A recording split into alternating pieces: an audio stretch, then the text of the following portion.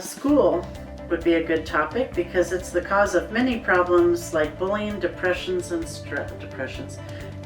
Depressions. I have several depressions. Wow. Many problems such as bullying, depression, stress, etc. Yeah, school is a big source of stress. I can understand that, especially if you're, rolling into junior high or high school or even college.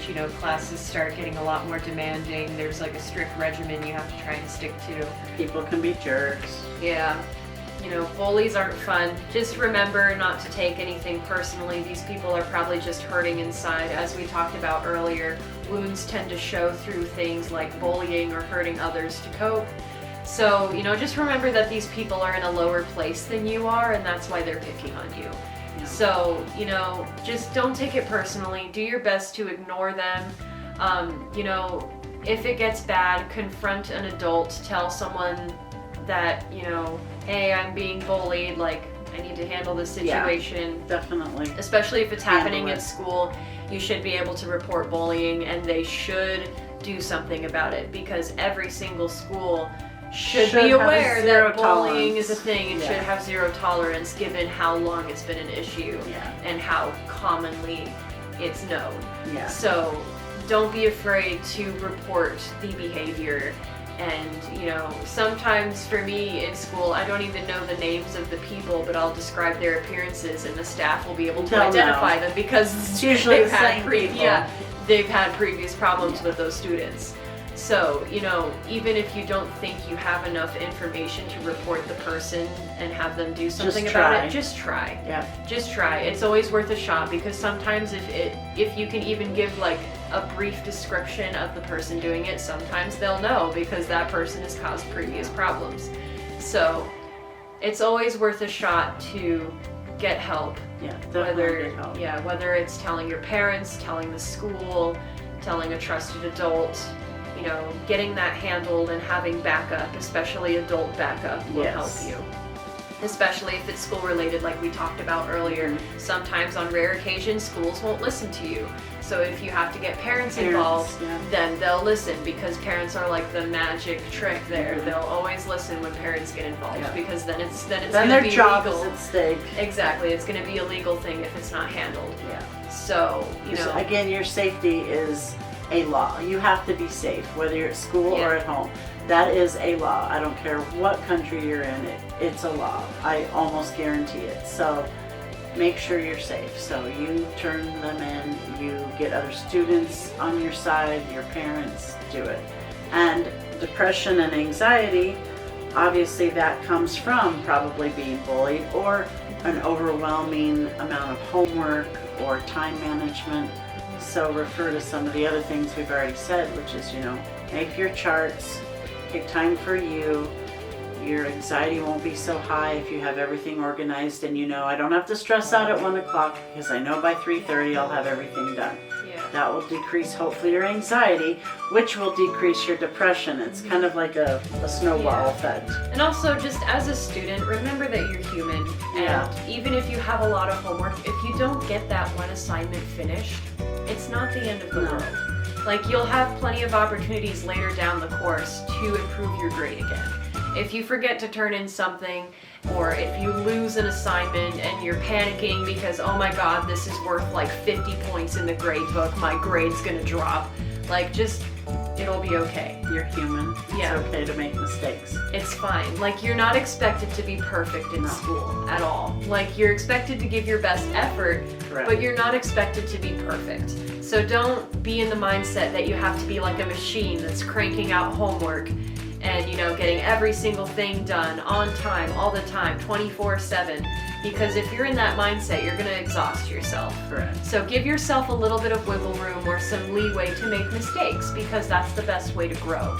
So even if you miss an assignment or you don't do your best on a test, don't beat yourself up over it, because there will always be an opportunity to cover that up with a little Band-Aid and move on and improve your grade again. And if you speak to your teacher, sometimes they'll help you with that. They'll be like, you know what, do this extra credit assignment and that'll help raise your grade.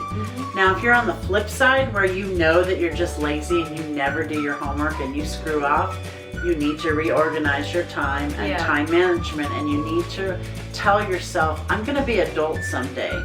So if I'm doing this now, I'm going to screw up my adult life. So you need to make sure that you train yourself now to get the stuff done that has to be done so that you can enjoy your happy time. So if you schedule homework at 3 o'clock to 4:30, do it every day. But no, in big letters at 6 o'clock is your happy time, then do that. Just do it, because when you become an adult, you'll be a happier adult if you've trained yourself at an early age to relax, because once you get the icky stuff done, the good stuff's coming, and that will reduce your anxiety and your depression as well, if you're on that end of the spectrum of, homework. Because some kids purposely know, like, hey, I don't ever do my homework, and now I'm all freaked out and stressed out and depressed. Well, then start doing it. Yeah. In terms of stress and anxiety, developing a regimen for yourself is always going to help. As much as it sounds like, oh, that's a lot of work, I have to make myself a schedule, and then I have to stick to it? What? Like, how is that going to make me happier? That's just more work. Like, I want to do less work. But honestly, when you have control over something like your own personal regimen, the more you feel in control of what you're doing every day, the more positive you're going to be. Because, people like to have a little bit of control in their life, whether that's over, how many times they drink water in a day, what they eat for breakfast, or if it's something as big as like, their career, they like to have control over what they do. So even if it's something on a smaller scale, like just developing a simply weekly regimen for yourself, then having something to take care of like that, to be in control of that for yourself, to have that responsibility, is going to make you feel very responsible and adult-like, and you're going to start being like, hey, this feels great, I feel productive. And I got 3 hours free now because I've gotten so good at this schedule. I'm early, so you'll love it. Yeah, like it may sound like a lot of work, but like I said, it's kind of like with therapy, or any change in your life really that's positive. Once you start getting the ball rolling, then you'll start to see the positive effects come into play. It just takes a minute to get yourself to do it. It's kind of like getting over the mental block or jumping over the initial hurdle, and then you can go for the home stretch. You just got to get over that hurdle first, and then the benefits will start showing. Yeah, it's great. Like she said, you'll have control over it. And then everyone else in your life will stop bugging you and hounding you and stressing you out and making you depressed, because they'll be like, did you do your homework? You'd be like, yeah, I did it at 2:30 as planned on my schedule. And they'll be like, oh. And so that stress will go away in your life, because you won't have mom or dad or whatever saying, is your homework done? Are your chores done? Because you can look at your schedule and be like, yep, and they're done by this time. And you never have to have that conversation anymore, because once they realize, oh, they've got their stuff together, I don't have to ask them or bug them or yell at them anymore. There you go. They don't have to yell at you. Quit playing video games and go do your homework, because you know that you required of yourself to go do your homework, and then video games is at 3 o'clock, and guess what, baby? It's 3 o'clock, so I'm playing video games, because you know what? My homework's done. That feels good to not have people hounding you, because you took it upon yourself to solve your problems, and you did it in the right manner, and you're gonna make your life better for it. So feels good. Okay, so this one says, talk about maybe having trouble communicating with people. Like, for example, I need help with something, but I'm too scared to ask for help, and I just end up not ever getting the help. For example, asking my teachers for help to help me understand something because I'm failing that class, but I don't understand the work and I can't get myself to ask for help. You just have to remember that with teachers, that's their job. And I know that it's hard sometimes to ask in class because you don't want to be that kid that has to ask. But know that there's probably 10 or 20 kids in there that want to ask, and everyone's scared to ask. Everyone's probably in the same boat. Where they're like, I don't want to be so that be kid. brave. So be the hero. Be the hero. Ask that question. Yeah. And if you need extra help, ask the teacher if you can talk after class.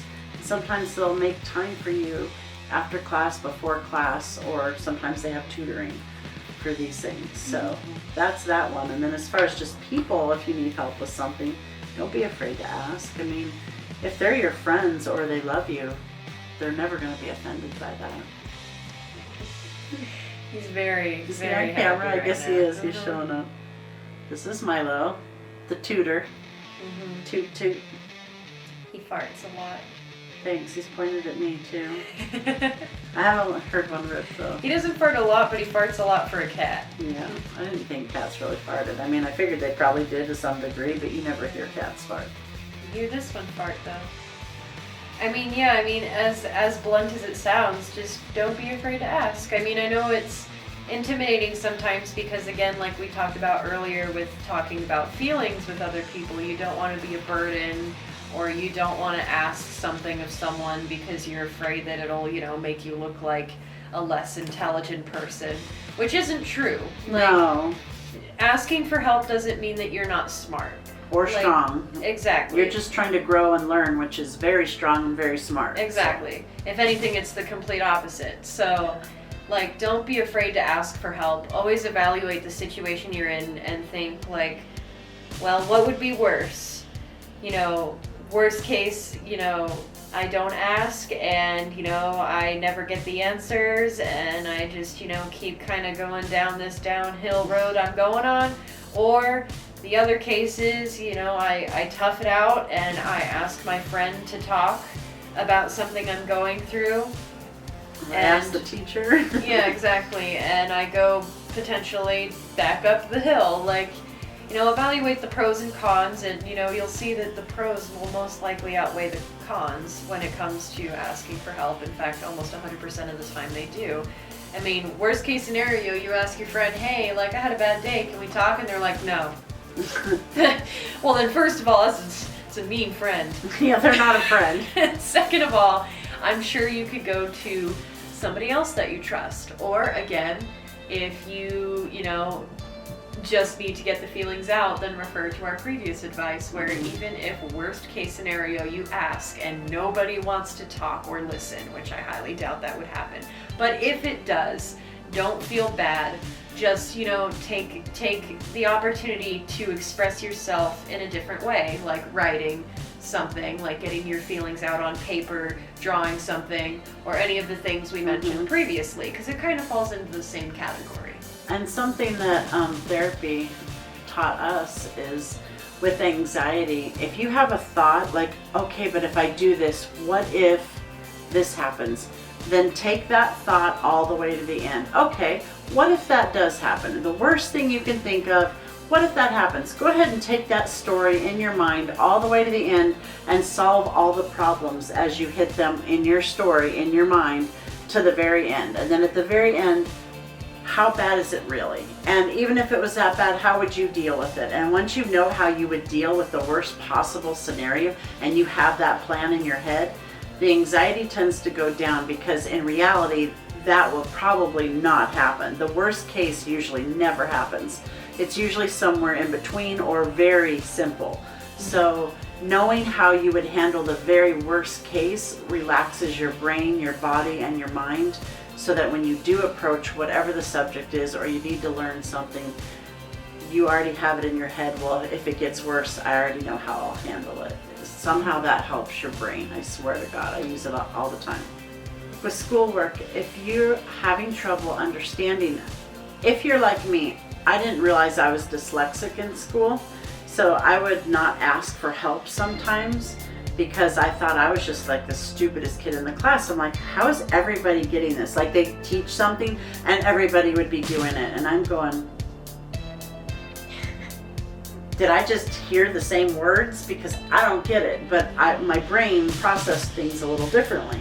So I wouldn't get it one way, but I would understand if I saw it physically done or, did it myself with someone. So everyone learns differently, so don't let your anxiety be because you're not learning the same way everyone else learns, or 50% of the class learns one way and you don't get it that way. It's okay to talk to your parents or your teacher or your friends and say, I don't learn the same way you probably learn. I learn better if we do it this way. And that's okay. There are many ways to learn something. It's not just cookie cutter. It's not just black and white. So some people need to see pictures, or they need to have it verbalized, or they need to see it, you know, on a film or whatever. Like, everybody learns differently. So it's okay to identify that in yourself and then get help with that. So if you're failing something, it might be because you're maybe not learning the same way as the rest of the class.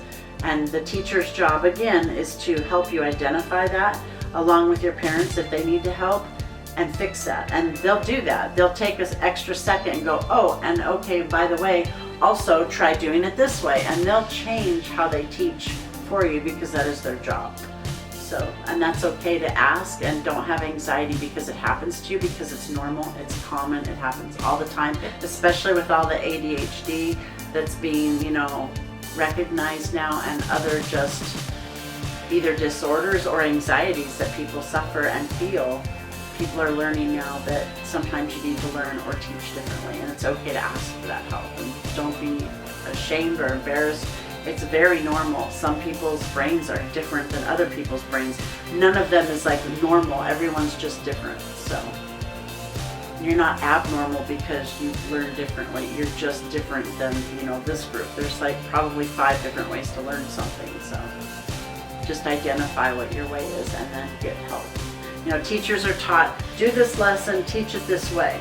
And they just used to think every kid is going to get it. Well, that's not true. Like, half the kids don't get it when you teach it that way. Sometimes you got to teach it this way, you know. So that's okay. That's normal. You're fine. Ask for help. Don't be shy. Be strong. Be brave. You guys did an awesome job leaving comments, questions on the community tab. Don't forget to check that tab every so often. We do put questions up there at least once a week. I do this. So these guys have been helping. I really appreciate your help. Thank you. And that's about it for this episode. So stay awesome out there. Keep doing nice things for yourself. Stay positive. And if you're not having a good day, definitely change it for the better the best you can.